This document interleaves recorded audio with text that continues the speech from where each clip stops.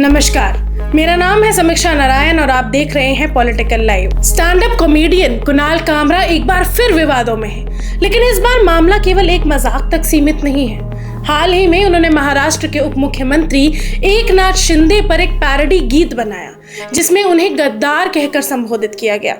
ये पहली बार नहीं है जब कामरा ने किसी नेता पर निशाना साधा हो, लेकिन सवाल जरूर उठता है कि क्या उनका हास्य केवल एक राजनीतिक विचारधारा के खिलाफ है या ये वास्तव में समाज का आईना दिखाने की कोशिश है।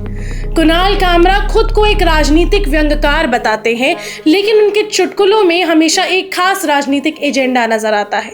चाहे प्रधानमंत्री नरेंद्र मोदी हो, गृह मंत्री अमित शाह हो या अब एकनाथ शिंदे, उनका मजाक उड़ाने में उन्हें कोई झिझक नहीं होती। लेकिन क्या आपने कभी देखा है कि कामरा कभी किसी विपक्षी नेता जैसे अरविंद केजरीवाल, राहुल गांधी या ममता बनर्जी पर व्यंग करते हो? क्या ये महज संयोग है कि उनकी कॉमेडी हमेशा एक ही विचारधारा के खिलाफ होती है? ये पक्षपात भले ही उनके समर्थकों को हंसी से लोटपोट कर दे, लेकिन क्या ये वाकई निष्पक्ष व्यंग है? एक सच्चा व्यंग्यकार सत्ता में बैठे हर दल की आलोचना करता है, ना कि केवल एक विचारधारा के खिलाफ मोर्चा खोलता है। अगर कामरा सच में बोलने की आजादी की बात करते हैं, तो क्या उन्हें दूसरे विचारधाराओं के नेताओं की खामियों को भी उजागर नहीं करना चाहिए? पुराने विवादों की अगर मैं लिस्ट आपके सामने निकालूं, तो कॉमेडियन या पब्लिक स्टंटमैन, इसका बड़ा सवाल उठता है। अर्नब गोस्वामी विवाद जो 2020 में हुआ था, उसमें इंडिगो फ्लाइट में कुणाल कामरा ने पत्रकार अर्नब गोस्वामी को कैमरे पर टारगेट किया। उन्होंने अर्नब से सवाल किए, जिसका जवाब उन्होंने नहीं दिया। लेकिन सवाल ये उठता है कि कामरा ने ये स्टंट क्यों किया? क्या ये पत्रकारिता पर सवाल उठाने के लिए था या सिर्फ खुद को चर्चा में बनाए रखने की एक महज कोशिश थी? दूसरा, सुप्रीम कोर्ट का अपमान जो कि 2022 में उन्होंने किया। कामरा ने सुप्रीम कोर्ट की एक तस्वीर पोस्ट की, जिसमें भारत के झंडे की जगह बीजेपी का झंडा दिखाया गया। ये सीधा सीधा एक संवैधानिक संस्था का अपमान था। जब इस पर विवाद हुआ तो उन्होंने इसे एक महज मीम बताकर टालने की कोशिश की। अगर ये मीम इतना ही मासूम था, तो क्या किसी अन्य दल के झंडे के साथ भी वह ऐसा करने की हिम्मत दिखाएंगे? तीसरा है धार्मिक भावनाओं से खिलवाड़। कई बार कामरा ने अपने कॉमेडी शोज में हिंदू धर्म से जुड़े रीति रिवाजों और परंपराओं का मजाक उड़ाया है, लेकिन क्या उन्होंने कभी अन्य धर्म को लेकर इसी तरह का मजाक किया, या फिर उनकी बोलने की आजादी केवल एक खास समुदाय तक सीमित है?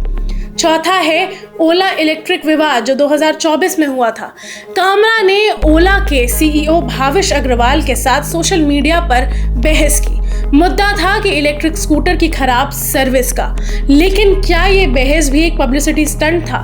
क्योंकि यह विवाद कुछ दिनों में ही ठंडा पड़ गया और कोई ठोस नतीजा नहीं निकला। कुणाल कामरा हमेशा फ्री स्पीच और अभिव्यक्ति की आज़ादी की बात करते हैं, लेकिन क्या वे खुद इसे निभाते हैं? उन्होंने कई बार सोशल मीडिया पर ऐसे लोगों को ब्लॉक किया है जो उनसे असहमत होते हैं।